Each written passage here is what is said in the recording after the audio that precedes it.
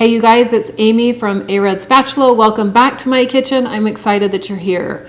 So today we are going to be making an orange-infused carrot cake. I know that might sound weird, but I promise that burst of citrus flavor with the warming spices in the carrot cake is one that you are going to love. Now, I'm making this cake with whole wheat pastry flour. If you missed that video where I talked about whole wheat pastry flour a few days ago, I'm going to link it at the end of this one. But the reason that I love whole wheat pastry flour, especially in cakes just like this, is that it is very similar to like a refined flour, a cake flour, or an all-purpose flour. So the texture is perfect. So this video is going to be a little bit longer than my other ones have been, but only because I want to show you step by step how to make this cake and give you the confidence to be able to make it in your own home. So let's go ahead and get started. Now I did make mine in a loaf pan, and I'll link that in the description as well. If you don't have a decorative loaf pan, that's fine. You can use a regular bread pan or loaf pan, we call them, or you can even use an 8x8 pan as well. So let's go ahead and get started, you guys. Okay, so the first place that we start is with our pan, especially when we're using a decorative bundt pan that has deep grooves in it.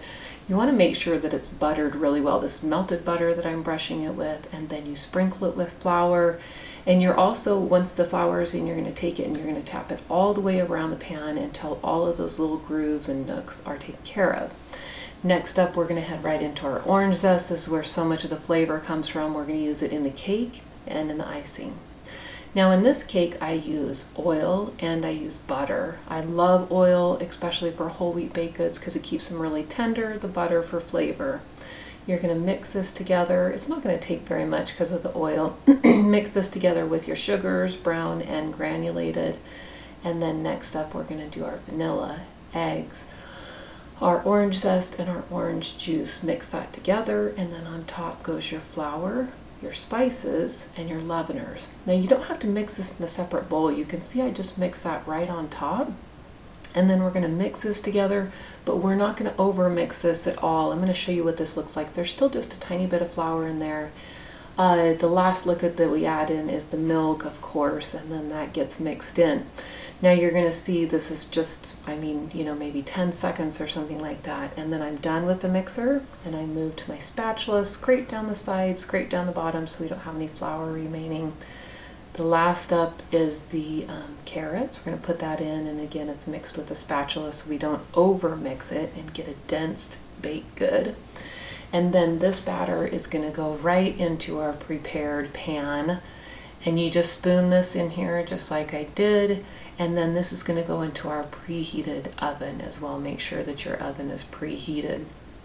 Now while that's baking, I like to make my orange glaze.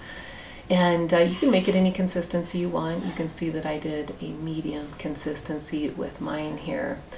And then when your cake is done, make sure that you let it sit out for this sat on the counter for about 7 minutes. As it cools, it's going to kind of pull into itself just a little bit, and that'll make it release from the pan even easier.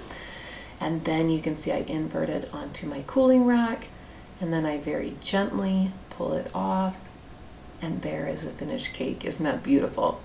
All right, and then we top it with our orange glaze, and I even added extra orange zest on top as well, just for it to add a little punch of flavor. And I like to tap that down so it fills in all the grooves. And then this is what your finished cake looks like. Now you can see as I slice into it, there's no bad part of this cake. The end, the middle, everything is all good.